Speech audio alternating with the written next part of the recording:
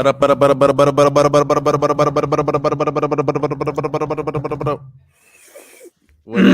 am, folks? What up? What's popping? What's popping? What's popping? God damn. Why I'm lagging or something? Why y'all do that? I'm dick eating.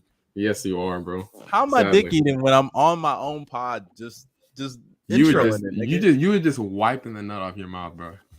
Sucking the rest. Okay, bro. It's a little too graphic, bro. Oh, Gobos always makes it sexual. I'm saying he always likes to make his primary role for the pod. Not true, but go off. But we are here, another episode, Hoop Concessions. We got some topics, the NBA community is a little rough. But we got a guest before we get into anything. And I ask y'all's days, how y'all been? Before we even get into that, Athletic Affairs, one of my favorite people in the world. For those who don't know, this guy, when I got on YouTube, he was one of the first people I met, one of my first friends on YouTube, helped me with the app, all of that. Athletic Affairs, man, how you been, man? Bro, I've been good, bro. It really has been a while that we've known each other, huh? Yeah, like 5 years, 5 years, something, 5+. It's been a minute. It's been a big minute, bro. A large minute. I think I've met you before. Actually, it was on another podcast that Mustard did. Back I think I've been on one or two. Are you a Knicks fan? This. No, I was probably. I might be thinking of somebody else. I'm not a Knicks fan. Wait, Mustard, is he from UTSA? No, he's not from UTSA. Nah. Oh, okay. Who are you a fan of? Athletic Affairs. It's clear they don't know who you are. Fan. Oh, you're a Raptors fan. Okay. It's clear. Oh, that's worse. No, that's worse than the Knicks. That ain't worse. Nah. No, I'm playing. That's not. Don't ever joke like that, bro. We don't. I'm sorry. I apologize. That's disgusting. But Affairs, man. Let us know like your channel, how you started it, your passions, all of that. Yeah, pretty much. My channel started, like I said, 5+ years ago. I was in high school, I think. I kind of decided I didn't want to go to college. I ended up going to college anyways, but I was always trying to figure out a way to make sports my career, right? I figured out pretty quick I wasn't going to be an NBA player. I peaked my height in 8th grade. I was 6'3" in middle school. Everyone was telling me, "Oh, you're gonna be the D1 guy." Nope. I was 6'3" when I graduated high school, so I was a 6'3" big man. Figured out I was gonna have to do sports another way. I wasn't gonna be a pro athlete, so started making like short little 10-minute videos, like reaction to college football games. I think those were my first 2 videos.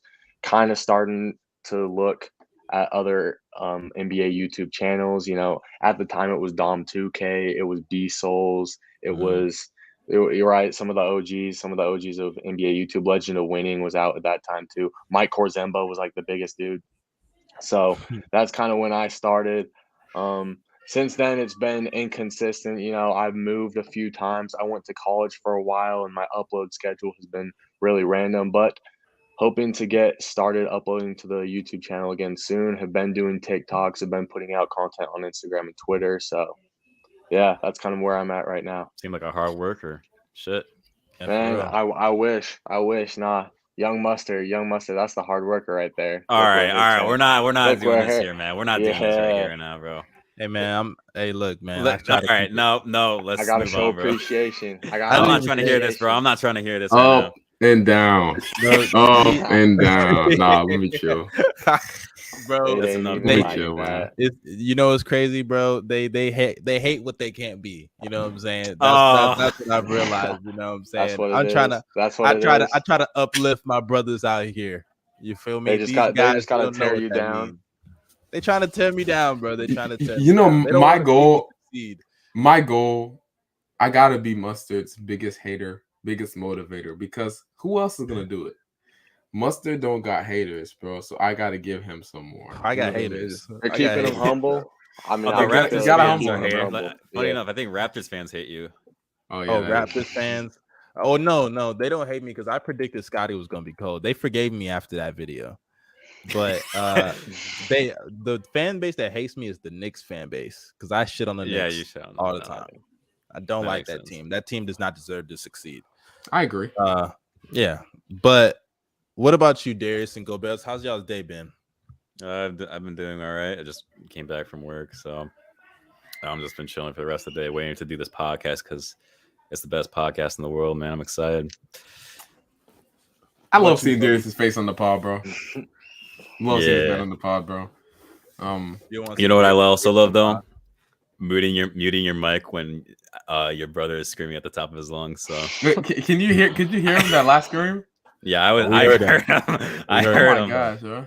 Oh my god. Somebody said Mustard hates my Pelicans. Is that true? Okay, look, I don't hate on the Pelicans. When have I actually hated on the Pelicans? I'm sure. Oh, well, there was one time I made a video and I said Zion might be too big for the Pelicans. That was like I think about a year or two ago, like when it looked like Zion was going to leave around that time. Because why are you hate on a franchise that doesn't exist? What? What are you talking about? The Pelicans don't exist. I was shitting on them a lot when they traded. They gave up Lonzo for a first for basically Devontae Graham. I mean, no, I mean like they replaced Lonzo with Devontae Graham. And they gave how it ended out. That was literally Lonzo for nothing. Let's just be honest, bro. Like no, yeah, I know that's my point. Yeah. Like I said, bro, who ended up putting up better numbers in the second half of the season? That's just I slander Lonzo. That's just disrespectful, bro. Disrespectful. Come on, man. Like I'd rather have Lonzo for 42 games than fucking Devontae Graham for a full season. I would too. Yeah. I would too. Yeah. It's not even debatable. That's not. It's not. Devontae Graham is shit, bro. Very bad. Speaking of Lonzo, is he healing up? I've heard he's been. Yeah. At first, there was no timetable with his injury. But recently, it's been like getting better, but like it hasn't been at like the rate that they wanted it to be, so yeah, I don't really know what to say. I'm not inside the locker room. Maybe in about 2-3 years when I become a Bulls insider, when I graduate and all that, I can give y'all the scoop. When I get to meet these guys. Scoop. The scoop. I was just about to say what? Scoop B. He said Scoop B, bro. There's this reporter, bro. Scoop B, the biggest liar. It was the main source for Gobel's sources. Hey, to be fair, he did predict Paul George's injury. That was the only one. That was the only one. I cut you off to go explain your day though. Nah, my day was solid. I hung out with my cousins a little. I'm in Orlando right now, which Bino is in Orlando too, by the way. You mean the slaves? Yeah, the slaves. but Bino is in Orlando too. I was trying to meet up with him, but I don't have time to do that. Sadly. You know what I mean? But yeah, it's the O. I'm in the O. I love this. I just want to say I love Orlando so much. Like Orlando is a top 10 city of all time, bro. Seriously. I don't know about that. Bro, they got everything. Bro. And the fact they have Orlando is nice though. I've been there. It's nice. It's beautiful, bro. Like the palm trees. It's just so the air, man. Like the pates. Oh man. Oh my god. Shout out to Bino though. He's out right now. So shout out to him, man. Yeah, shout out to Bino. But y'all ready to start? You ready to talk about some hoops? Let's do it. All right, bet. Okay, so let's just kick things off with the title. Y'all see the 76ers. Big news for the 76ers. James Harden re-signed. Was it a 1-year deal? Let me actually look it up. I see it right here. He took a pay cut. It's like a 1 year plus one it's a 1+1 contract. He took a $15 million discount. But reports say that he's locked in with the Sixers and he's eager to go to work. He said he wanted to take a pay cut so they could add players on the roster. These are his words. This is his quote word for word. I had conversations with Daryl and it was explained how we could get better and what the market value was for certain players. I told Daryl to improve the roster, sign who we needed to sign, and give me whatever is left over. This is how bad I want to win. I want to compete for a championship. That's all that matters to me at this stage. I'm willing to take less to put us in position to accomplish that. We have a much deeper team. That's something we wanted to address. And if you look at our team now, we're positioned to go a lot further. I like how we stack up to the rest of the top teams. This offseason, they signed PJ Tucker to a 3-year deal worth $33 million. They signed Daniel House to a 2-year deal worth $8.5 million. They picked up D'Anthony Melton in a low-key move that a lot of people didn't even talk about in a trade.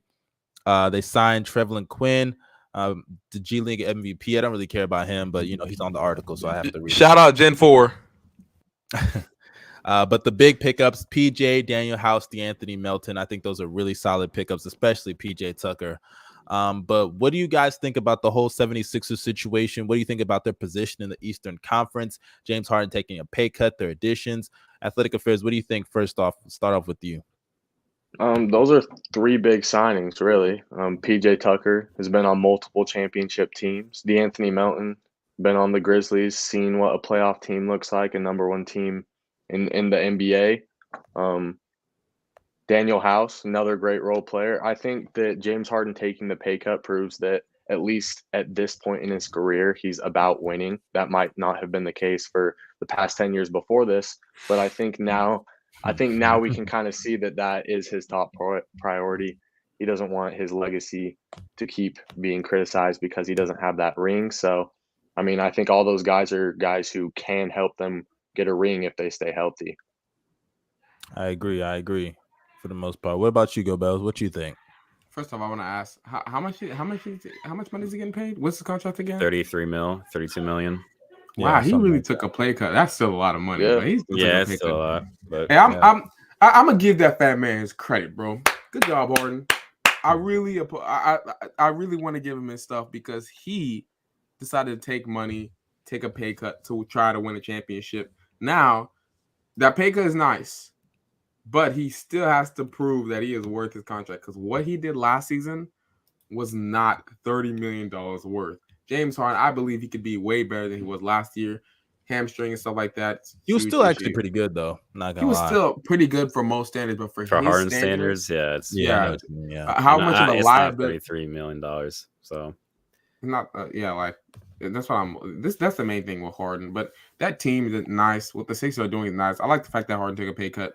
All they need, bro, is really just the health factor, and a coach that can't choke. Doc Rivers, he's going to continue to choke forever, so I can't really trust that team. But outside of that, I love the move. I can't believe he's still there, honestly. It was reported like 2 months ago as well. It was almost like a week after they got eliminated. They were saying, "Yeah, we're going to keep Doc Rivers." I think they kept him because I think the reason why they kept him was because they felt bad about what happened that season. They were really good. But then Embiid got hurt, and he just wasn't himself. I think next year will be make or break for him, honestly. Yeah, I agree. I think this year is make or break. That's what I mean. But what do you think? What do you think? This helps James Harden. I basically agree with both of them, saying this helps them be more flexible with their cap situations. They get better players for their depth and stuff. James Harden, it seems that he's completely being I wouldn't say, absolutely selfless, but I love superstars or all-star caliber players who take pay cuts just for the financial situations for organizations. I think we've seen players do it before, and now with Harden doing it, it's clearly that he's trying to win a championship. He's even stated it before, and with his actions, it's showing right now. So going from $48 or $47 million to $32.5 million helps the Sixers a lot. That can be more flexible with what they want. And this is a good thing for the Sixers. Harden, it's just a matter of now staying healthy and being. We know how he is. It's death taxes and Embiid missing 40 games, right?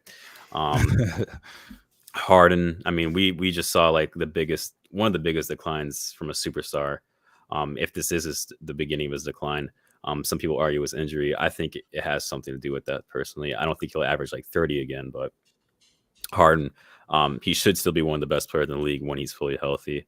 And then the depth. I don't know. I heard they were trying to trade Tobias, but I don't think that's going to happen, really, to be honest. Hey, man, I keep saying this, bro. Tobias, Tyrese Maxey, couple picks. Is this for KD? Give me Donovan Mitchell, bro. Okay, I was gonna say give me Donovan Mitchell. That is not a bad deal, bro. That is a deal I would definitely consider, bro. Why? And then if Pat Bev is off the market, like I would pick him up in a off the market if he gets bought out. He's probably gonna get bought out from the Jazz. So you're gonna have a 3-guard lineup with no. Pat Bev is just to come off the bench, bro. I'm not gonna actually run a 3-guard lineup, bro. That backcourt would be the worst defensive backcourt of all time. Bro, you can still have lineups where you have DeAnthony Melton, you have PJ Tucker, and Joel Embiid. You're telling me that that's not enough defense? No, that's crazy, bro. I don't think it is. And I also believe, I know we say this a lot about the stars, but I do believe that Donovan Mitchell, he has all of the tools to be a great defender. All of the tools. Done it yet, bro. And if he actually does, because I've seen. Yeah, no, I said it's true. I've seen him when he locks in. I've seen him when he locks in, and he's a very good defender when he actually locks in. I remember even this past year against the Mavs. I know everybody was killing him about like this horrible defense, and trust me, it was disgusting.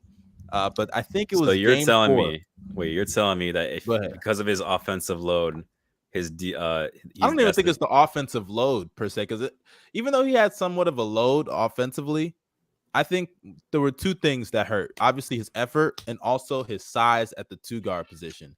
He should not be guarding 2s or 3s, and for that matter. You know what I'm saying? Like guarding someone like Spencer Dinwiddie, who's bigger than you, taller than you, should not be guarding him. I mean, Dinwiddie is noticeably taller than him. Donovan Mitchell 6'1". Yeah, I get that, but he should. I mean, Dinwiddie sucks though, so I mean, it shouldn't be hard to like stop him, to be honest. But I mean, to be fair, Dinwiddie was kind of on one throughout the whole playoffs. On the playoffs, Dinwiddie did pop off in the playoffs. Yeah, Dinwiddie 6'5", bro. Donovan Mitchell 6'1". I don't care. I don't care. You don't care. The man is. I don't care. It's not like this dude is paint beasting. Go Bills. Go Bills. I can literally go find the tape. I can literally go. Now Jalen Brunson is a different story. Even though Jalen Brunson's big, that's a different story. Paint beast. We can find the tape. Beast. Find the tape of. Oh man. Did I cut out? Am I good? Yeah, you cut out. Yeah, by the way, Dinwiddie did not play well that series. I just want to say that. No. But I think in the closeout game, didn't he drop like 40 or something like that? No, you're thinking of no. He started off well. You're thinking of the Suns series. He was playing. He was playing decent basketball when what's it called? He was playing decent basketball. The only game Dinwiddie played well to start the series was the last game of the Jazz series. When Luka came back, he was garbage. He still had good enough games, and if you watch some of those games, he hits a lot. He hit a lot of timely shots in that series. Because like I watched those games, he hit a lot of timely shots. I know not a lot of people didn't watch that Jazz series because it was pretty boring, or not. It wasn't even boring. People just didn't care.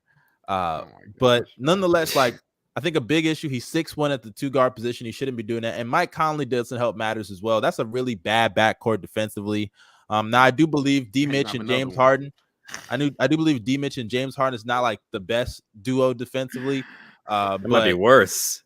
I don't think it's worse. I don't think it's worse. Simply size-wise, Harden is just off size. Y'all, I swear, every time we like talk about backcourts or something like that, it's always like a matter of size. Like, bro, they don't try regardless. So, I mean, why does it matter? It matters because James Harden, like, for example, in a playoff situation, you can put him on a 4 and he'll do a decent job. You know what I mean? Like, whereas Mike Conley, no matter who you put him on, defense shit. There's actually spots you can use James Harden on defense. I can't use Mike Conley to do anything. I can't use D-Mitch either. If this was no. D-Mitch, I'm telling you, bro. He can. D-Mitch at the one with less of a load, more effort, which I assume. I hate that excuse. You know why I don't like that excuse, bro? And they have way more perimeter defenders on that team. Like bro, you have PJ, you got DeAnthony Melton. There's more perimeter. Thibault, bro. They got Thibault too. Thibault kind of sucks. Nah, bro. He doesn't touch the floor because of his offense. But if you need one stop. That's true. Elite. He's elite. He can put some defense back. Hey, bro, if you want 6'5" DeAndre Jordan, go ahead, guys. Yeah. 6'5" DJ on offense. 6'5" prime DJ. Prime DJ, though. Hey, DJ could dunk the ball. I take that back, bro. All right. Matisse is better than DeAndre Jordan. I don't know, dog. He is. On offense, I'm not sure. Okay, Seriously. No, actually, that actually is a debate. On offense? Yes, on offense. Obviously, Dinwiddie's. I'm not. Bro, you think Matisse is better? Matisse has got better ball handling than DeAndre. They can't shoot. Neither of them can shoot, but I feel that. I mean, to me, I still think the D-Mitch trade, I think I would do that. I would look into that. What do you think, Athletic Affairs? Do you think I'm tripping about that D-Mitch trade or no? I don't know if I like the fit in the backcourt. I just think Donovan is best when he's on ball, and obviously James Harden is also like neither of those guys are very. Donovan's a little bit better of an off-ball player than James Harden is, in my opinion. But I think both of them are better with the ball in their hands. I don't think the defense is a huge problem. Like James Harden and Donovan is better than Mike Conley and Donovan. I'll say that it's not good. It's not good, but it's better than Mike Conley and Donovan to me. But fit wise, I don't know if I like him in Philly. I don't know if I like what they have to give up to get him. And if it doesn't work out, then they're giving up their young players and their picks for the future. So if it doesn't work out, they're kind of, I don't know. I ain't gonna lie, their future kind of looks already. I don't know, dog man. Shit. Yeah, it looks kind of already dog shit. So if I was them, I would just go all in to try to do the best I can. And like, I like Maxey. Don't get me wrong. But I really don't know how good Maxey is without some of Harden's like creation for him. Like Harden does put him in a lot of spots where like he attracts doubles. Like, because don't forget, Maxey's getting the third most amount of attention from the defense. You know what I'm saying? Like as suspect as James Harden is sometimes, they're not gonna like leave James Harden open. They're not gonna stay away from him beating the post. And Maxey, as great as he is, as quick as he is, nice first step, very athletic, can get to the rim, apply pressure, has developed as a jump shooter as well over the last couple of years. I still don't know how good of a scorer he is without those guys on the court and like benefiting from the creation that they give. So that's why, honestly, I'd rather look at somebody like a D-Mitch, but like I said, there is still a lot of question marks. I'm not saying it's like a must do if you're the Sixers. But I do think it's something I definitely would consider. And if I can, I pull the trigger on it more than likely, especially because Tobias, you know, I don't even know what to say about him, man. Like he's just, I'm not going to cook Tobias. Let's not do that, bro. You know why I'm not going to cook him? I'm sorry, guys. This thing is like terribly placed. But you know why I'm not going to cook Tobias, bro? Tobias Harris is not supposed to be a second option on a championship team. He's basically been a second option, a second offensive option for the last 2-3 Sixers playoff runs. And that's not how it should have ever been. We know this, right? As a player, Tobias can be very good. He played very good defense in these playoffs. I don't think he got enough credit for that. But he's just not a number one or number two option, nor is he worth his money, right? I think he's a very good player. I think they could win with him. My issue is I just don't believe the idea that what's it called? Like not Tobias, but the D-Mitch. Yeah, I don't like the D-Mitch James Harden backcourt. Not different reasons from what you said, Athletic. For me, it's mainly defensively. Yes, they're better than D-Mitch and Mike Conley. I understand, but that's still not championship defensive level backcourt. If you look at every single starting lineup that's won a championship these last years, most of them have had at least one elite defender in the backcourt, probably, right? At least one elite on-ball defender, right? Like you look at, for example, we go back, look at the Warriors, right? I wouldn't consider Klay elite, but he was a very good on-ball defender, right? He's somebody that can hold most of the best, wings, a lot of the best wings, a lot of the best guards that Steph doesn't have to guard. And even then, Steph played very good defense in the playoffs, right? You look at who played great defense in the playoffs? Steph. I'm giving him his credit. He played solid defense in the playoffs, although they weren't real teams. I'm gonna give him his credit. Right? And then you go back, right? You look at the Bucks, Jrue Holiday, and then you had PJ Tucker running the two. You know what I mean? Like that was a clamp god lineup, right? What do you think about this? In my opinion, his peak is all NBA. He's talking about Maxey. I agree. I don't know about that. I don't know about that personally. I see him as like his ceiling. Obviously you can't put a ceiling on a player, but I feel like his ceiling is an elite second option. Like not like Khris Middleton, completely different playing styles, but kind of that role. I don't know if I ever see him as the guy though, as an All NBA guy. I see him as an All-Star caliber player, and because like I forgot who it was. It might have been Mustard that mentioned it, but without James Harden and Joel Embiid taking the majority of the defense's attention, I don't know if Tyrese Maxey scores as easily as he usually does within the Sixers offense. All NBA. I feel like people gotta understand. All NBA is top to like your top 20 player. Yeah, you're like a top 20, top 15-ish player. Like I guess technically speaking, that's right? the best. That's the best. Yeah, 3 guys at each position. Yeah, like I don't ever see he's in that Middleton tier. I think he at his peak is like that Middleton tier, like that tier below All NBA, like All-Star caliber. Most years, some years you may not even make it, but you're All-Star. Second option on a championship team. Yeah, that's what I thought. I love you say he's a second option type. Yeah, dude. Like, he could maybe one day he could get there. That's the ceiling. But the thing is, like, when we say Middleton being a second option on a championship team, let's be honest, it's one of the weaker second options. Shut up. Am I lying? No, he's not. No. He actually is one of the weaker second options on a championship. I mean, let's team. look at if we look at the past. Think about it. Let's go down the list. Bro, so we got AD. AD's a lot catching big. Anthony Davis. Go Bells. He wasn't better than Andrew Wiggins. And Andrew Wiggins was the second option. Yes, he was. Yeah, it was. I think he was. You know what's crazy? Even if Wiggins was the second option, no, don't. He's also one of the weaker ones too. One of the weaker ones too. Disrespectful, but go off. Wiggins is one of the weaker ones too. And you know what's wild? In order for like those two to even be second options, you need like a generational, not a great offensive player. I'm talking like a generational talent to win that championship. Like we're not talking like a elite scorer or something like that. We're talking like a generational performance along the way. Like Giannis, generational finals performance. Carried by Khris Middleton, 40 piece after 40 piece. But go off. You said 40 piece after 40 piece. He dropped 140 piece. We over exaggerated. Get off your knees. Okay, and then you got Steph, who had one like literally his best series in the finals. And if I'm being real, that series only good series. It's really tough. Yeah, shut up. It's really tough to even gauge that because, like, on top of that, Wiggins was easily, I believe, the second best player in that series. But there were games where Jordan Poole exploded. You know, Draymond had the silencer game in game 6. You know what I'm saying? Like, I don't really think it was more so like Wiggins.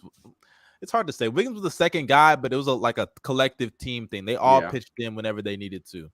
Type shit. I'm not trying to discredit Wiggins. You know, I'm not even saying Steph carried, but I just think it was a collective team effort. And even Kevon Looney, you know, did what he did. The further go on Mustard's point, I actually agree with him to an extent. I mean, look at Drew Holiday. He was the second option for the Bucks this year, and you know the fact that it took them, they took the guys who went to the finals in 7 while Drew Holiday was basically trolling that series. Exactly. I mean, come on now, that's just crazy to me. When you have a generation the whole year like Giannis, like Middleton is like one of those. I'm not trying to be mean, but he's an all-star by association kind of guy, bro. Shut up! Don't do that. Don't do that, bro. Khris Middleton could average 25 a game if he wanted to. Oh my. Yes, he could, bro. I'm so serious, yo. So let's say, what's the team you would average 25 on? Probably the Pistons. Not the Pistons. He'd take them to the playoffs. What? Well, honestly, though, yeah, I was about to say honestly, that's not that bad of a take. You gotta keep in mind there's the East is stuff now. So I mean, like you gotta beat the Hawks. Oh, actually, no, that's kind of wild. That's kind of wild. No, that's kind of. You gotta beat the Hawks. Here's the thing that get him out people. The Hawks are like going to be a lower seed this year. The East is loaded. The East is the Hawks. The Hawks are going to be in the play-in. The Hawks are going to be in the play-in. Play-in is 8th seed or 9th seed. Like that's the crazy thing about it, bro. If you put Khris Middleton on a team with Trae Young, that team would suck just because of Trae Young. They can't guard nobody, but offensively, you know. But Chris, I said if you put him on the Thunder, that's easy 25. I disagree. I still disagree. I still disagree about that whole Trae Young thing. By the way, that's Swiper. Yeah, he's on here, bro. Oh, that is Swiper. What do you think about this? Middleton's motor is too low to average 25. His motor's not too low. He just doesn't try during the regular season. So you don't think Middleton is a Giannis merchant at all? No, he's No, anything I but a don't agree with Giannis that. merchant. I don't agree with that at all. Bro, literally, I think people forgot about this, but that's disrespectful, Mustard. literally, this used to happen. Like this used to happen bro, in the past. He can do shit on his own, bro. It's just like, someone saying he can't do. Wait. I know he won that one playoff game where Giannis was out, but like as far as doing shit on his own, he's never gonna face a double team. Bro, he's not like obviously he's not like a Kevin Durant or Kobe Bryant. Like Gobels makes him out. No, he doesn't. Gobels, he does not face double teams. I said he kills them when he double teams. You mean like the one he'll get every like 15 games? Nah, bro. Teams are scared of Khris. Trust me, bro. No. Oh yes, I wake up to like in the morning. I'm like, oh my god, I have to guard Khris Middleton, bro. Yo, I'm shivering. My boots are shaking. Yes, that's definitely the mindset of the opponent. Oh please, yo. Niggas nobody thinking about Khris Middleton. I'm saying I'm like in the middle always between Khris Middleton. It's like people underrate him, then people overrate him. They do. I feel like people overrate him to take away from Giannis, and they underrate him to gas Giannis a little too much sometimes. Yeah, I agree with that. For the most part, I think it balances out. Like I think people know like he's good, but he's not a great player. That's how people forget that Khris Middleton used to do this all the time. When Giannis was out, Khris Middleton used to average 40 a game. I'm so serious, bro. He used to. Wait, when was this? When Giannis used to sit out, let's look up Middleton's stats. It was in the past. Not the last two recent seasons. I'm about to look up his stats without Giannis. Yeah, not these last two. Let's make sure he's not fucking lying. I kid you not, yo. This dude used to be a bucket. I'm probably over exaggerating with the number, but you probably are. Bucket, yo. Hey, here it is. What season? His Middleton stats without Giannis. This is 20. Like I said, recent years he hasn't been doing it. After this, we should be on to the next topic. Here's 2021. Yeah, we're gonna move on after this. 22 points a game, 6 rebounds, 43% from the field, 45% from three. I'll give him that. 94% at the free throw line. That's pretty solid efficiency. I'll give him that. And then 2022, it's about the same thing. So no. Look at the year prior. No, look at 2019, 18, 19. And look at 17, dude, that's 3 years ago, man. Just real quick, bro. He's bro, in 2019, just listen to him, bro. It's even worse. 21 points a game. You know what? You know what remind me of, bro? You know how like people just hand out their mixtapes, bro? Like just give it a chance to listen to me, bro. Just listen to me. That's what it sounded like. GoBels, you have to be the only. I mean, maybe there's a couple Khris Middleton stands on Twitter, but like you're one of the few Middleton stands I've ever seen. Like I love the dude, bro. No, I'm not the one, bro. There's a dude on Twitter, bro. It's like your second favorite player.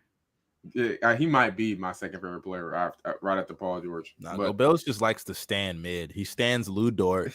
He stands Khris Middleton. I can understand Lou Dort a bit because he's Haitian. Yeah, I'll give him that. Yeah, I'm a Benedict Mathurin fan too. Now all of a sudden, you know. Yeah, I mean, he also said he's LeBron James. So no, he's Haitian. Who's the Nigerian? Is it the one? Ochai Abaji. Yeah. Yes. Yeah. All right, but y'all ready to move on to the next segment? Enough of this fraud, James Frauden. Hey, by the way, quickly, what's the peak for this team? Where they going this upcoming year? Peak or Doc Rivers? Doc Rivers still the coach, right?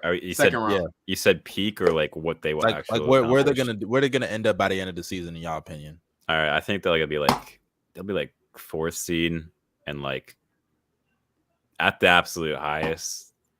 I'll say second round. Something's gonna happen with Harden or Embiid getting injury or fucking Doc Rivers just doing what he does usually. So, what about you, Taven? I don't mean to mispronounce. How do we pronounce your name? Whoa, people are saying playing. I'm sorry. Hold up. People are saying right, playing. Taven, okay, playing. Okay, come on. We don't have to entertain people saying playing. No, playing's a little bit extreme. That's a little bit extreme. Realistically, like talent wise, especially with the signings they've made with their depth. You look at it on paper, and it's a championship contender. But yeah, knowing, like Darius said, with Doc Rivers, with the injury problem, one of their guys isn't going to be there postseason, and Doc Rivers is going to blow it. I'll probably say the same thing. Second round, honestly. Second round. Taxes and Embiid missing 50 games. Yeah. Yep. All right, bet, man. Y'all ready to move on to the next top? By the way, same thing. I got them losing probably second round. If they fall to a low seed with Embiid's health, and unfavorable matchup, they might even lose in the first round. No. Listen to this. I got Embiid winning MVP this year, and then you got to play 70 games to play that, right?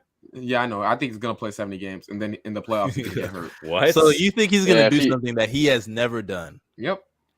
If he plays 70 games, he's gone for the playoffs. That's a guarantee. That's a guarantee. That's a guarantee. Facts. All right, but let's move on. This next topic, we don't really talk about these kind of things, but hey, it was popping on social media. Obviously, he's the most popular player in the NBA. LeBron James. He went to the Drew League recently. Go Bells. Get off. You're a hater, bro. I'm saying, bro. But LeBron James, he went to the Drew League recently. Dropped, what was it? Like, I'm not gonna pull it up. It was like 46 points or something. It was like 46 points, like I think 12. It was like, I know it was more than 10 rebounds, like 12, 14. I know he had like 4 blocks. Yeah. Dominant performance. Unfortunately, though, he's not clutch because he didn't hit the game clinching free throw. Was that Skip Bayless said? Yeah, that's what Skip Bayless said. I think he shot 2 of 12 from 3 or something like that, or 2 of 10, something like that. Oh no, smart man. Yeah, but yeah, LeBron, pretty exciting performance. The arena was packed, literally packed. People were standing to have to watch him. I mean, I'd be standing anyway. People were packed outside, all that. What do y'all think about this whole situation with LeBron and the Drew League? Go Bells. I know you're like a LeBron appreciator. You're like a LeBron sexual. One of his biggest fans. Yeah. One of his biggest fans. So what do you think about this situation with LeBron and the Drew League? Not situation, but him going to the Drew League. For me, bro, I like it. I actually respect LeBron for going there because he's providing the NBA, attention, more views during the offseason, stuff like that. Because, it's LeBron James. He has a million dick riders. You know what I mean? We saw it on social media. They're posting him like every 2 seconds. You know what I mean? So that's just how it is, right? Yeah, you're one of the dick riders, aren't you? Not me. Nah, bro. I don't do that with men, bro. Come on now. Nah, but the fact that he only won by 2 points. Oh my god. And play with DeMar DeRozan and only won by 2 points. And I'm expected to think he's the GOAT. Yo, you saw DeMar. Speaking of DeMar, you saw him getting lots about that one. He was like posting up. He was getting no. He got okay. He got but to be fair, that was one play. Okay, he actually played well. I don't even know. All I know is from that event is like LeBron dropped. He went fucking crazy, 46 and 16, and then how I know people just let dick suck LeBron. Because Darius, you are contributing to the LeBron dick sucking right now. How? You sat there and you pointed out DeMar DeRozan getting locked up on one play, but you didn't bring up the fact that LeBron got fucking spun around and that nigga made that one shot in his mouth. I don't know how DeMar played, and so how many points did he have? Oh, but you saw DeMar. Wait, I want to know how many points did he have. How many points did he have? Hey, I don't know how many points. I don't care how bro. many points he had. You dick sucked. Your dick ate just now. Come on, get off. I think that plays a factor though. I'm starting to become a DeMar DeRozan appreciator because I feel like people are low key. You never appreciate your best player. I mean, I appreciated him, but I still want him on my. No, you didn't. Team. I just want him off my team. I appreciate him though because the thing with DeMar, I feel like people have to accept that there are just certain guys that aren't him, and that's okay. You don't have to always be a him. I mean, Taven knows it. He's a Raptors fan. What do you think about DeMar? You think DeMar is just not a him? What you just said is 100% factual. For the 3 years probably before we finally traded DeMar DeRozan for Kawhi, I was saying blow it up. I did not care. I wanted Kyle Lowry gone. I wanted DeMar gone. I wanted everyone gone because obviously we lost to LeBron every single year in the playoffs. DeMar isn't that guy. You love him. He's a fun guy to watch on your team. But if he's your guy, you're not a finals team. You're a second round team. You're a second round team. Not anymore. Oh, DeMar, yeah, I'd agree with you. But this one's literally Mike Jordan. Like, come on now. You think that DeMar can lead the team to what? I think he could. Look at what happened this year. Look at what happened to him this year. But look at the team that he was playing with throughout most of the playoffs. Like, he was a part of why we were bad in the playoffs, right? I don't think that was. I wouldn't say he's the biggest reason because I think 2 things were the big reasons. 1, Vooch sucks. 2, Levine was hurt. But 3, he was not good. He was bad. I think 3 is mainly injuries because, and you know, injuries I don't like. well, but like we know, but the team is what it Bro, is. did you see Derrick Jones Jr. was spotting up in the corner, man? Come on, Bro, now. people in the comments saying DeMar ain't even the best player on his team. That's wrong. He's not. They're saying speaking of Derrick Jones Jr. for a second, you know how people get into the whole like athleticism versus skill debate? Yes. You want to know a player that literally has no skill and is all athleticism? It's Derrick Jones Jr. That is literally a player that you want to say if it wasn't for his fucking posters or dunks, no one would know him, bro. Like honestly, exactly. besides Bulls fans, be honest, besides Bulls fans who would be like glorifying his defense, because his defense is actually pretty good. His defense is good. Yeah, like if it wasn't for those posters, no one would talk about him, bro. No one would be talking about his fucking. But to be fair, that makes him who he is, though. To be fair, yeah, I get that, but I'm just saying. The same thing with Zach LaVine, bro. If it wasn't for his posters, no, that's not true. All right, you're just saying it. Not true. You're just hating. I don't know what your beef is with LaVine, bro. I'm sorry, I just really don't like losers. But you love Colin Sexton. Colin Sexton is a loser. All right. Let's get back on topic, man. No. Let's go there. He didn't want to talk about Colin Sexton. You're shitting on my nigga LaVine, but you love Sexton. You love Shea, who's been a loser just as much as LaVine has over his career. You love Lou Dort, who's been a loser too. Your team has been a loser for a majority of your fandom. Actually. No, that's a lie. That's the biggest lie you've ever. I mean, if you're counting the Paul George and Russell Westbrook days, I mean, majority of our fandom, it goes along with the Shea days. Bro, majority of our fandom, literally our franchise, the last decade was the third most winningest franchise. See, this guy gets it, bro. This guy gets it. Like, bro, you like losers. You're a PG fan. Literally, PG's a winner, bro. Oh my god. What has he won? Nothing. What Zach LaVine won? The same amount of championships as PG. Crazy, bro. But PG's actually winning. Hey, what are both of their final stats? Yo, I swear we do this every year with the Clippers, bro. Clippers, they've had injuries, man. But let's be real. We know how it's gonna end up. They're gonna lose in the second round. Paul George is gonna hit the side of the backboard again, probably miss some layups. Kawhi, I don't know. He might get an injury or something. Hoop. Chill out. I trust Kawhi to hoop. I trust Kawhi the first round. Kawhi's unreliable at this point. Kawhi's knees are literally disintegrated. He has calves, quads, no knees. Literally just somehow John Wall's gonna shoot he's gonna start chucking half court threes like he did on the Rockets days, right? It's gonna be some bullshit like we always. Half court threes is crazy. And it's always gonna be like, oh, they should have won. They have all the size, mobility, versatility. They should have won, man. And then they're the '96 Bulls. Come on, yeah, man. We always do this. God. Okay, hey, before we move on to the next thing, Taven, what do you think about the Clippers? What do you think they're gonna do this upcoming year? If they're healthy, I think Tye Lue is actually a better coach than people give him credit for, honestly. I think Tye Lue's a pretty good head coach. I mean, I saw somebody say it might have been Colin Cowherd or some clown like that. Maybe it was Skip. Somebody said that Tye Lue's a top 2 coach in the NBA. I don't know if I'm going to go that far. He is not a top 2 coach in the NBA. But I think somebody said that. Somebody said Tye Lue's he said give him your top 2. Give me your top 2. Oh, top 2? Mm-hmm. I mean, if we're still going, I don't know if it's still Pop. I don't know if he still has it, but I'll go Pop just out of respect. Top 2. Number 2 right now, I'd have to say Taylor Jenkins. I think Taylor Jenkins, personally.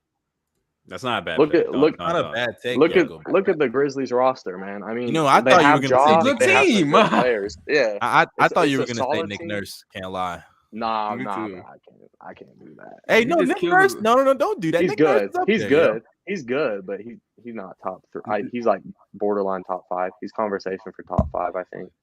Nick Nurse is just Canadian Tom Thibodeau, man. Motherfucker did the same thing as Tom Thibodeau. Hey, you know what?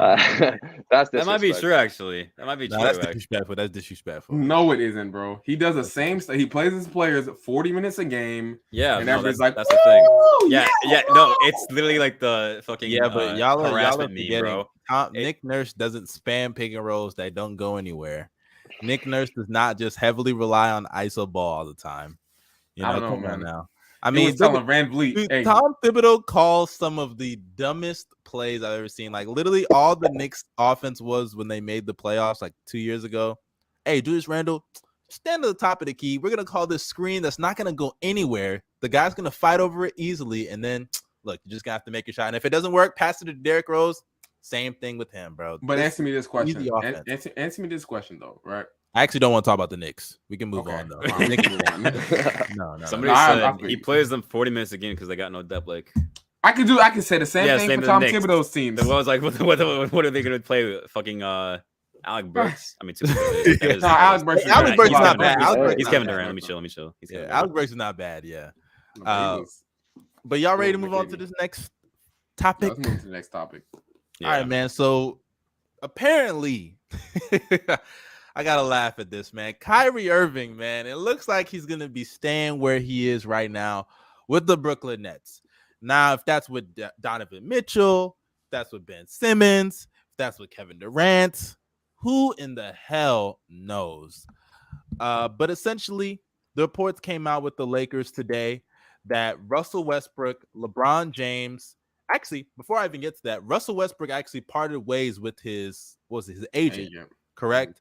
I believe the agent said, and came out and said, or at least it looked like the agent was like, look, bro, you're probably going to get traded.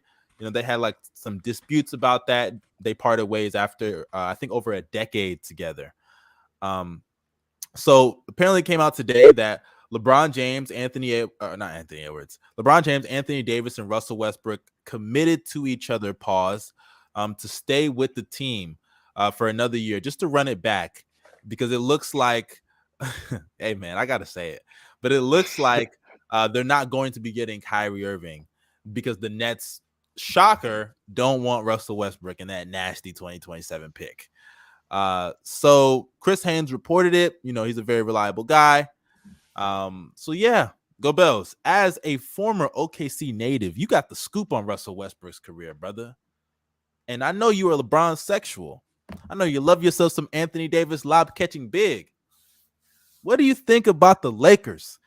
Looking like they're going to have to run it back with this squad. Don't forget, they picked up Juan Toscano Anderson.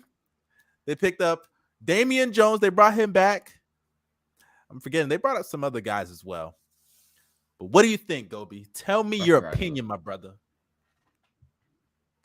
So for me, one, I just want to say I like the fact that the Lakers are going back to their defensive identity. That's what won them a championship to begin with. So I don't know why they reverted away from it, but that's just GMing. He wanted Carmelo Anthony, can't play defense, Mr. Him, right? You already know that it is, right? But also, I love the fact, I like the fact they actually have continuity. One thing that Westbrook has been missing these past couple of years, which I'm not going to completely blame his struggles on this, is continuity. Westbrook has been switching team after team, hopping after hopping, learning system after system, scheme after scheme, coach after coach. You know what I mean? It's just been a lot. I know he switched coach this time as well, but at least he's played with LeBron, AD, a bit more to learn, okay, this is where he likes his stuff. This is where AD likes his stuff. AD likes catching lobs, so I'm going to throw him some more lobs because he's lob catching big. You know what I mean? That stuff right there, I like. I think they're going to be a lot better than they were last year, but let's be real now. Let's be honest. They're not coming anywhere near winning a championship. Just being honest, this isn't the bubble anymore, so they can't just beat up on teams with no fans. I'm sorry, but yeah, it's not going to happen. It's not going to happen. What about you, Taven? What do you think about the Lakers having to potentially run it back? If Anthony Davis is back to prime Anthony Davis, which, I mean, what's the likelihood of that? That's probably pretty unlikely. But if he's even close to that level, if he's even bubble Anthony Davis again and stays healthy, just him and LeBron together, I think, are good enough to get you to a championship. I don't even think you got to say bubble AD, by the way. You know what's so crazy? You know what's so crazy? Yeah. When he was saying that, he said prime AD. Bro, he's 29. Like, you know how crazy that is? He's still in his prime, like, physically. I get that's pretty much what it was in the bubble, is LeBron and AD taking turns dominating, willing their way to a championship. With those two, if they're at their best, I think they're good enough, even with Russell Westbrook. I think at this point in Russell Westbrook's career, we already know what he is, right? We already know he's not the guy. He's not him. He is not a guy. He's just a guy. He's a guy who's getting paid $50 million a year. But if Russell Westbrook doesn't, if they have Russell Westbrook get him to accept that he is no longer the first option on a team, which I don't know if they'll ever be able to do. He only knows how to be the number one guy. He doesn't know how to do anything else. He has no off-ball skills whatsoever. But I wouldn't expect him to change. So honestly, I don't know. I don't know what to expect. If Anthony and LeBron are healthy, I think they'll be in contention because that's how good LeBron and Anthony Davis are. But how about you, Darius? I really don't know. The Lakers, man. First off, this report came out by Chris Haynes. I think it was like LeBron 80 and not Kyrie. I mean, it's gonna be that in like a few weeks. Let's be honest. But yeah, no, LeBron 80 and Westbrook. They all agree that they're gonna mesh it out, find a way to figure out the season for next year. That's not really their decision at this point. The Lakers are gonna be heading into it. This is what I'm predicting anyway. They're gonna be heading to a direction where they're gonna start rebuilding here soon. To be honest, August is like when you can when like superstars or something can like sign an extension. That's gonna be really pivotal for the Lakers because that will decide. Let's see if LeBron's gonna sign an extension for us. If he doesn't, I think it's time to blow shit up. But anyways, back to the point though. For the Lakers, let's say they do hypothetically stay with the Westbrook, 80, and LeBron. Even if 80 is fully healthy, like I'm talking like 60 to 70 games, I'm predicting like around like a play-in team, if that matter. I'm gonna be honest with you. Their roster is not flexible enough. Westbrook can't play off ball. He has to be the primary playmaker, and with that, you don't really want that when it comes to the championship team. What else? The roster is not. You can't trade other contracts because of how bad they are, and the depth as well. Dog shit. There's not really much players you get in the free agency, so it's gonna be the same thing like last year. They're gonna be dog shit. 80's probably gonna get. It's kind of similar to what I said with the Clippers. Just I was saying that ironically a bit, but this is I'm being unironic when I say this. They're probably going to deal with the same exact shit last year. They're going to have locker room problems. There's going to be a bunch of ego problems. 80 most likely will get an injury. I mean, the fact that it's crazy enough to say, like, wow, he's not in his prime anymore. Isn't that crazy? A 29-year-old who was considered a generational talent. He's still in his prime. He's still in his prime. No, but Athletic Affairs just said that, right? Didn't you guys not notice that? I heard him. Yeah. So I'm just saying, like, I would not be surprised if it's a repeat of last year. If 80 is healthy, I'll say they will most likely make the playoffs. But keep in mind, the West, there was a lot of injuries in the West. You got Jamal Murray out and Michael Porter Jr. out. The Pelicans might be contenders next year. We might have to put that in. The Minnesota Timberwolves are going to be contenders. Yeah, the Timberwolves too. The Clippers, contenders, bro. Gosh. I mean, I don't know about contenders, but they're gonna be really. They're gonna be a playoff team, though. Yeah, they're gonna be really good. The Jazz will be out. Okay, I'll give you that. But all the other teams, the Blazers, the Clippers. Nah, actually, never mind. I already brought up the Clippers, but yeah. Oh yeah. So like the West is not gonna be. It's not like could be a cakewalk to making the playoffs anymore. So there's gonna be good teams in the play-in, and the Lakers are gonna have to deal with those teams if they are in that 7th and 10th range. So. Yeah, it's not really looking easy for them. You guys are being too nice here. I think we all know what they need to do if they have any hope of even competing for a championship or, I don't know, at least making it past the first round. You're going to say buy him out? Yeah, just waive Westbrook. Waive him? Yeah, waive him. Bro, you don't waive a player like that. No, you do. You can't. I do. I disagree. John Wall got him out. They bought him out. Then I tell Westbrook, buy him out. If he doesn't want to get bought out, waive him. I misinterpreted that, but anyways, if he doesn't want to get bought out, I'd waive him. I genuinely think that they don't need him. They're gonna suck with him, and they're gonna suck without him. I genuinely think he's not a good player. I'm tired of people just beating around the bush with Westbrook. You saw a report actually. Hold on, sorry to interrupt, but I saw this report. It was like Westbrook, he doesn't with the new coach. What was his name? I don't believe that, man. Darvin Ham. He said he doesn't want to take this new role. I'm not sure. I mean, I don't know if it's credible. I don't know if it's true or not, but I mean, I can believe it, but you never know. Like Westbrook was literally sacrificing. He had his lowest usage of all throughout his entire career. I don't want to hear that shit. Actually, seriously, I don't believe that, bro. I don't believe. I don't buy this excuse that Gobels keeps giving. I don't buy this excuse. That's what happens when you play with LeBron James. Corner specialist. Gobel, I don't want to hear this shit, bro. I don't buy this excuse about Westbrook and systems and having to learn a new team every year. Have y'all not noticed that the teams Westbrook are on cater to him more than anybody else on the team? Because you have to cater your team to him more than anybody else. When you have a ball dominant player that turns it over recklessly, that can't shoot the ball and doesn't play defense, you have to cater your team to him, or naturally it will be catered to him no matter what. Because you have to give him the ball. He can't play off the ball. Defensively, he's not going to show any effort. Westbrook can't even finish at the rim consistently anymore. The man is missing dunks. The man is missing layups. The man he can put rim pressure. I'll give him that, but he's not converting them enough. And then on top of that, we already know all his other flaws. And now this is another year. How many more missed dunks do you think is going to happen now? Probably going to be way more because his athleticism is just getting worse. And then on top of that, I'm surprised Westbrook hasn't even gotten injured. Knock wood. I don't wish that for him. But the older he gets, the more injury risk that he probably is going to have, especially with his athleticism.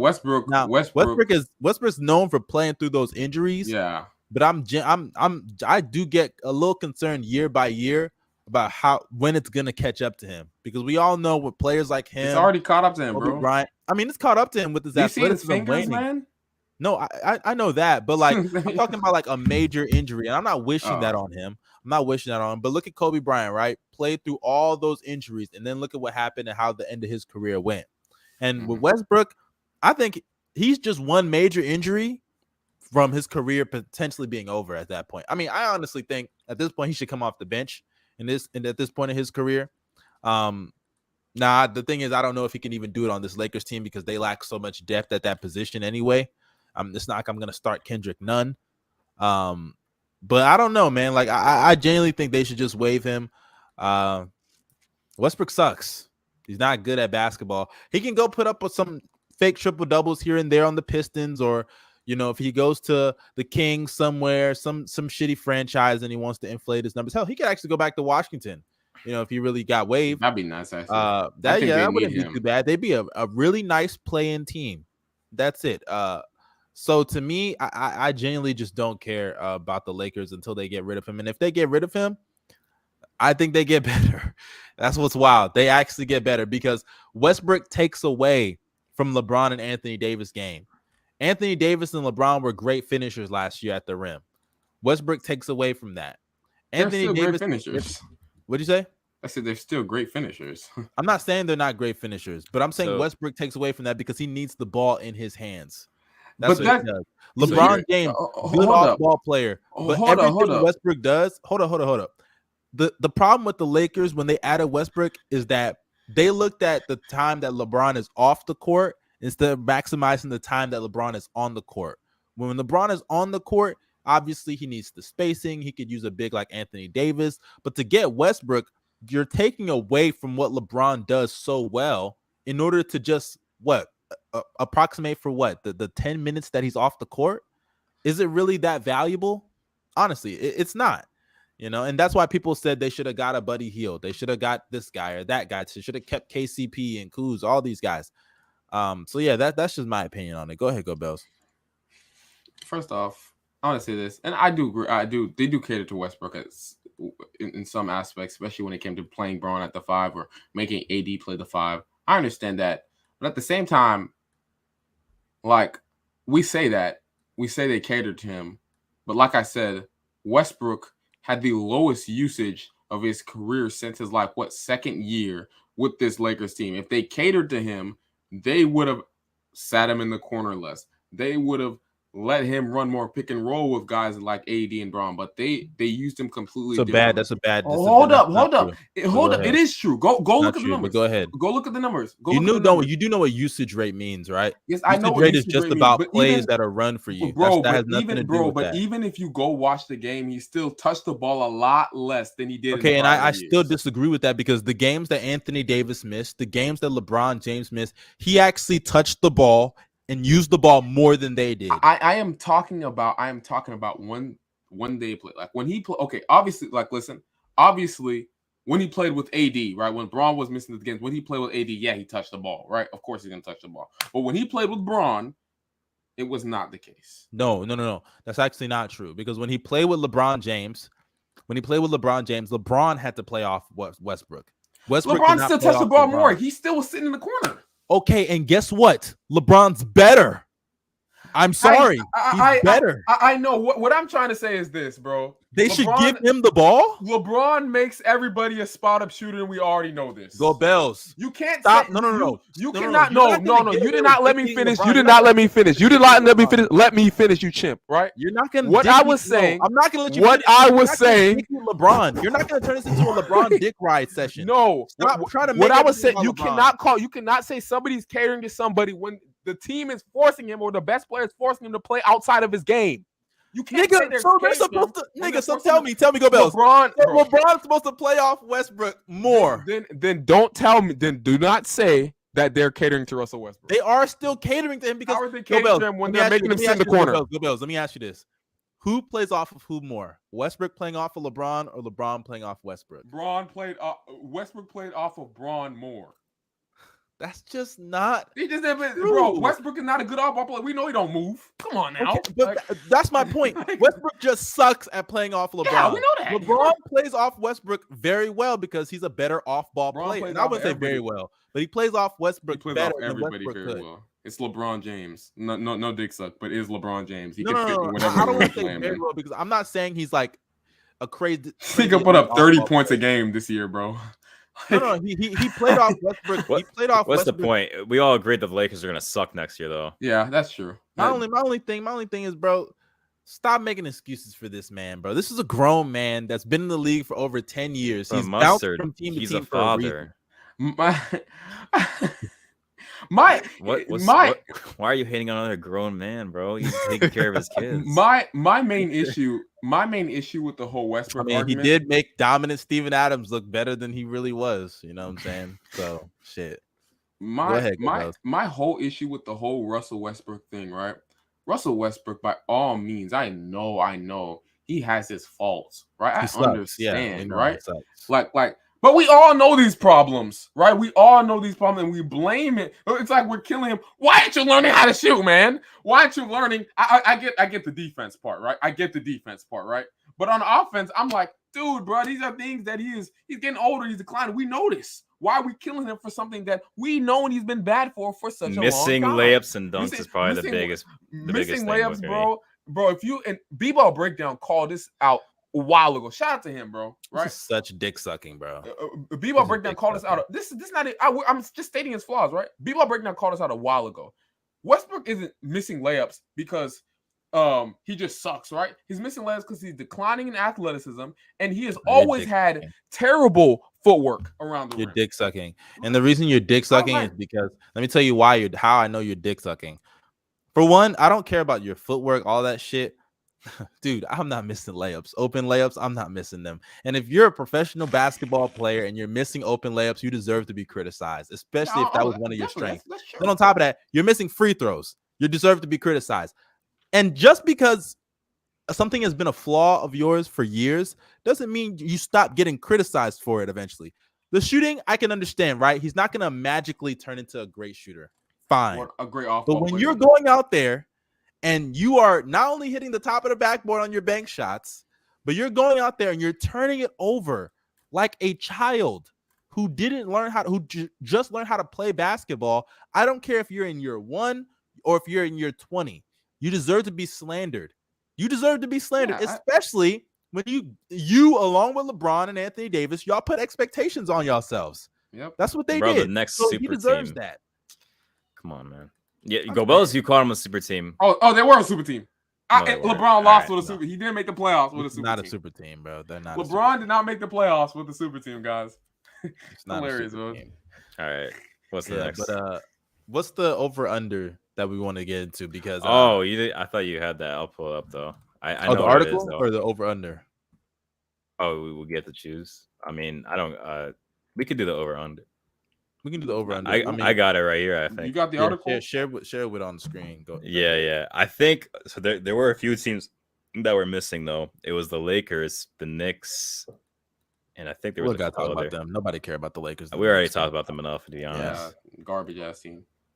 This was on NBA.com. I don't actually remember, to be honest, but let me see. Sorry, I'm just closing my shit. Darius Aquarius, you're good. Darius got Pornhub on his thing, bro. Yeah, I had to make sure you had to close the X videos. All right, Blacked. My boy watching Blacked. Crazy. Okay. All right, this is it. This was the over under for our majority of the teams. Shout out NBA University. So was that one. Yeah. So what are we betting our life on? We betting our life. Which over under you betting your life on? I'd bet the over on Golden State, New Orleans, Chicago. They're disrespecting us right there. And I'll go out on a limb. I'll say Sacramento too. Really? Sacramento? Yeah. Keegan Curry. On Sacramento. Yeah, I'm looking at people hating Curry. I thought that was a good pick. Low. It is really low. That's really low. Yeah. Yeah. Actually, it's not even 33 and a half. Yeah, 31 and a half is disrespectful. All right. For me, these are easy. If you want free money, guys, I can't legally sports gamble in because he lives in disgusting what's your city again? I mean, you mean state, but like Ohio, man. I mean, like they're actually gonna legalize it here in I think next January. John Kasich's fault. This January. No, he's not our governor anymore. But anyways, if I were to bet and take this advice, it's easy over for Chicago because they had all those injuries last year, and 41.5 is crazy. Cleveland, you already know. The Pelicans. Sexton's coming back, so no. I'm not gonna respond to that. The Pelicans. I'll say the Warriors too. I might even say Minnesota. Where's Whoa, Minnesota? I didn't even realize the Hawks. 48.5 is not bad for Minnesota, in my opinion. I would say they're a 50-win team. I don't know because D'Lo's injury problems, I think, is something that you should factor in. Cat, he's shown injury issues in the past. You never know. Mm-hmm. Yeah, I would, and honestly, a lot of like Minnesota's success is dependent on two things: D'Lo being like more consistent and utilizing the big and Gobert and Cat, which I think he will do, and Anthony Edwards taking that next step. So because there's a little bit of not improbability, but like question marks. Hey man, I think 48.5 is Anthony Edwards going to turn into a top 5 shooting guard next year. I'm calling it. Yeah, it's not even that, bro. Just when Gobert is literally a walking 50 wins. Like I'm not trying. Before you start dissecting Gobert, Taven, what do you think about give us your over unders, bro. Like which ones would you bet your life on? You're muted, man. You're muted, by the way. Embarrassing. I know, bro. I was really getting animated too.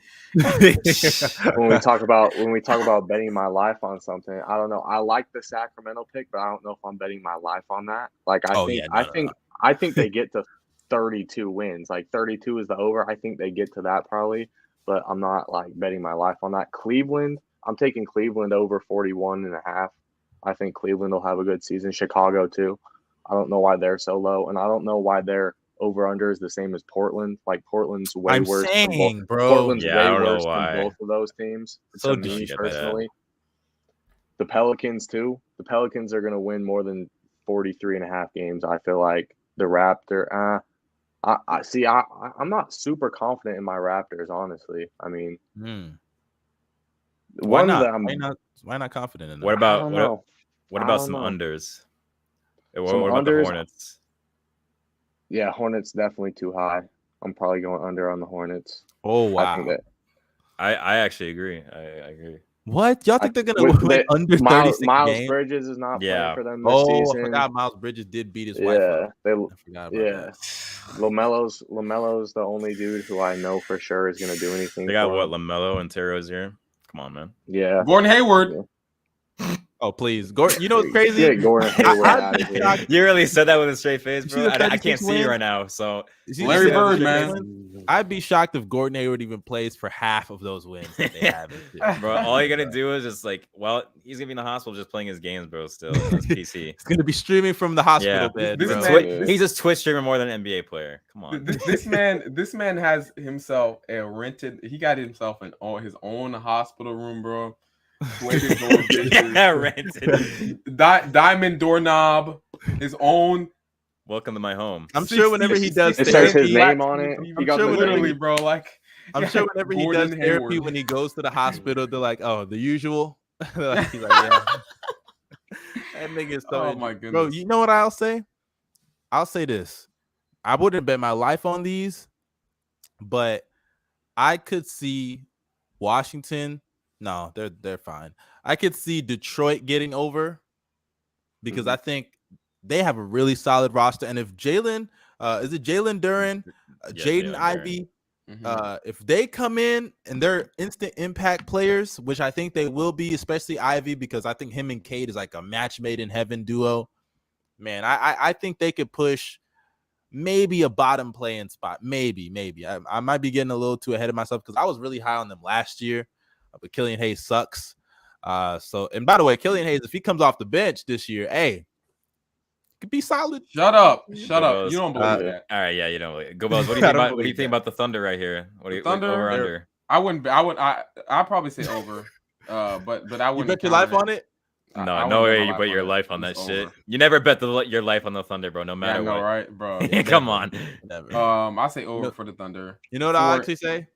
I'll take the under on the Spurs, by the way. Easily. Wow. Oh yeah, 23.5. I could see it. Yeah, they going for Wemby this year, boy. Yeah, they're definitely taking for Wemby. They're about to go 11 after wins. all these years, man. We're finally gonna see by the way tank for real. The Spurs, bro.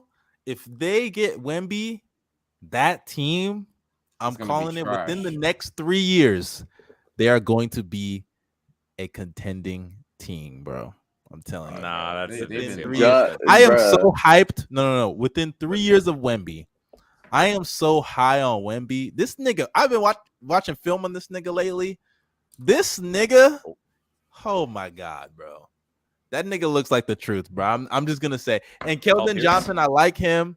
You know, I like what they're doing in San Antonio. They can develop those guys. I think Keldon Johnson just re-signed, correct? I like what they're doing out there in San Antonio, man. I think defensive Zion. Okay, I may have gassed. Maybe not contending team, but I think playoff contending team in 3 years after drafting him is pretty insane. It's gonna depend who else they have around them, though. Just him isn't gonna get them there. It's like Jakob Poeltl as well. I mean, hey, Jakob Poeltl is that nigga. He's one of the best. He's pretty good. He's pretty good. Wigan, defensively, bro. he's White really Gobert. Good. He's a Wigan for sure. He's Wigan Gobert. This nigga is one of the best, most underrated rim protectors in the NBA, bro. Very underrated defender. So real quick, I got a question about you because for me, I'll say this: for me, Orlando Magic, that's an easy over for me. Like easy. Their easy team over. Yeah, bro. Their team last year was actually pretty solid. They had one of the best starting lineups in the NBA. Period. Right? Wait, what lineup? Like numbers wise, right? Like when the lineup data, they actually had like a very, very good starting lineup, right? They just did not play that lineup. There when they took one dude out that lineup, it became one of the worst lineups ever, right? And not only that, but they tanked games. They purposefully tanked games. But I know for a fact the Magic can win more than 27 games. I know for a fact. That is one thing I'm going. They're gonna win 28. I'm going to bet my life on that over under, bro. You're gonna bet your life on the Magic? Yes, I wouldn't do that, bro. I'm going to do it, bro. Their team. Well, Go Bells. It was nice knowing you had me on the pod, bro. Oh shit. But I like that pick, but that's not the. I like Detroit a lot more than Orlando. Yeah, I like the Detroit over. The Pistons it's one less win, and Cade.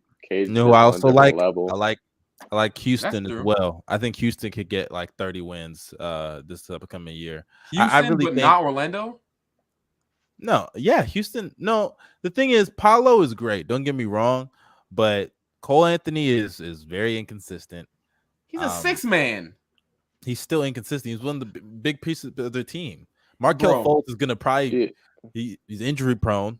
You know, on top of that, Jonathan Isaac, if he comes back, he's probably. I don't even know what's up with Jonathan Isaac. Honestly, I don't even want to talk about him. Isn't he a free agent? I don't know. I don't know what's going on with him. I think after this next season, he is.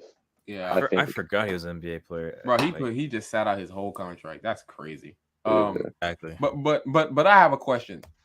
Tell me. Because if you look at the Orlando Magic, last year they showed me that as a collective unit, they can at least play defense at a very high level when they actually play. Tell me what the Rockets have done to show you that they could play on any side of the ball at a decent level. What the Rockets have done? Well, for one, they just added two arguably the best defenders in the draft in Jabari Smith and Tari Eason. On top of that, I think Sengun is a really solid defender. They got rid of Christian Wood, who sucks on defense. Sengun is a decent defender. Yeah, he's a decent defender. Sengun, he's a smart defender as well. And then on top of that, not been watching Rockets games, bro. I got Root Sports. I watch these niggas all the time, nigga. No, I live in Houston. I mean, I wouldn't say he's like a great defender, but he is a negative. Defender. He's not negative. Yes, he negative. Is, yes, he's not he a is, negative. Bro. It's exaggerating. You're exaggerating like crazy. Yes, Enes Kanter. Okay, yeah, you're. Nah, all right, yeah, that's enough. All right, any other? What are we thinking about Boston here? Is this too much? That's high. I would go under. Yeah, I go under. Whoa, I would go over actually. I'm going over. Why would you go under though? Like, you know what I think? I think I am calling it, bro.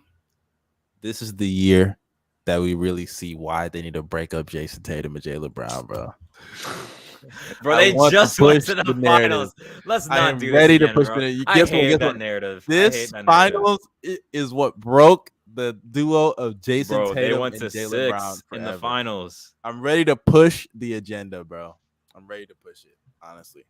Okay, y'all ready? You ready to push it? You ready to push the Taven? See, I used to be a lot stronger on this train. I used to be committed to this. I think it depends what they could get for him. I think it depends. I'm on it.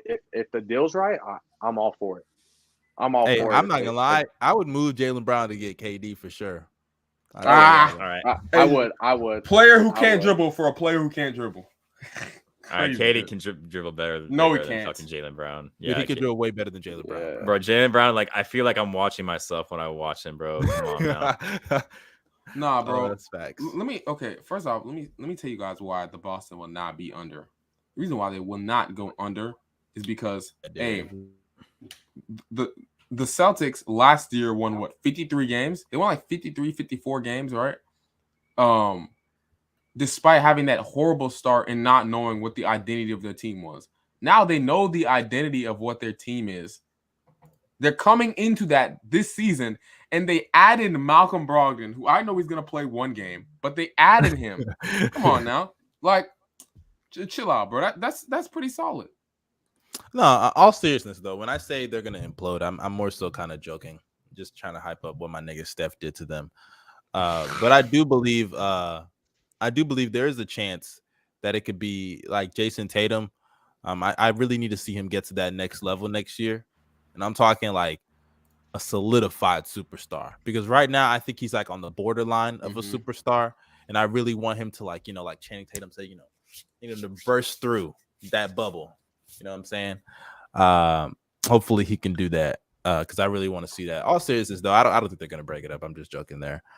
Before people clip that somehow. All right. Any more comments They on won't. this before we y'all got anything to say about these over? By the way, go Bills. Don't sleep on Houston, bro. They're gonna be a nice 30-something win. I'm gonna sleep on them actually. I'll have Go Bells back on this one. I like Orlando better than Houston for over 27.5. I do like Orlando. That's my man, baby. Let's go. They weren't healthy like all last season. Jalen Suggs wasn't good when he played, but he missed half the season. Cole Anthony missed a lot of games. Jonathan Isaac hasn't played for 2 years. Just got all I hear is a bunch of mid. I mean, they're good. They're both gonna be competing for Victor next year. So I mean, like, it's not really much of a. I don't think Magic. I don't think any of them are going to be competing for 10. Maybe the Rockets. You're tweaking. After like 30 games or so, they're definitely going to be competing. I think the Magic are set. I think set for what? They just need to let their dudes develop into. Go Bills. What are they set for next year? I think they are set. They have.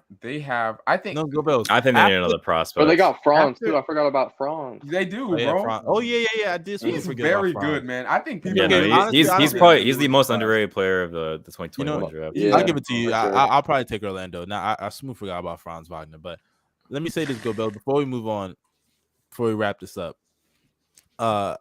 What after like 30, 40 games, what is Orlando playing for?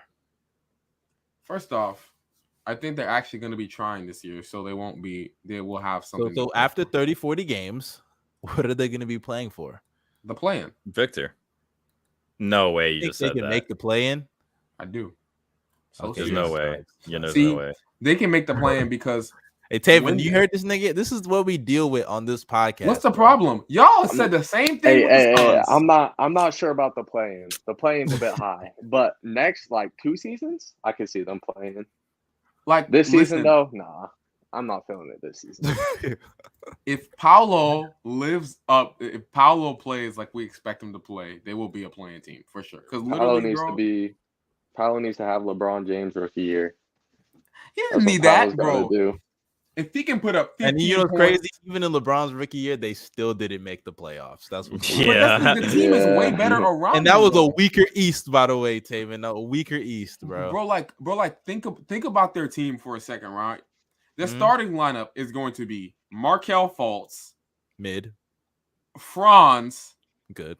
What's it called? Paolo, Wendell, and who else? Who Probably Suggs. Yes, Suggs too, right? Suggs sucks. They got a unit. They got a unit defensively, right? That is a crazy unit. Everybody has max wingspans. They can be a team that forces turnovers and gets out in transition. We saw Wendell take a step offensively in the second half of the season last year, alongside Franz Wagner, who's still developing. I don't think people act like this man has already peaked, but he has shown so much offensively. As a dude, he can hit step back at 6'10". He can handle the ball on the pick and roll. He can hit floaters at an extremely high rate at 6'10". That is insane. Along with Paolo, you're adding another playmaker / creator, right? And Suggs, let's be real, he was trash. But the only way... The way you oh my god, I don't care about the Magic. The only way, Darius, shut up. Oh my god, you're killing me. We don't care. You're killing me. Shut up. Shut up. Shut up. Up for Suggs. Oh my god, we gotta mute this guy. Nobody cares, bro. He's still going about the fucking Magic, bro. We don't care. But appreciate you, Taylor, really for coming, bro. We're sorry that we had to bore you at the end with the Magic talk, bro. We literally lost 10 viewers talking about the Magic, bro. It's insane to me. But you got any final thoughts, man? Appreciate you coming. No, just thank you guys for having me. It was fun to talk. Good to be here.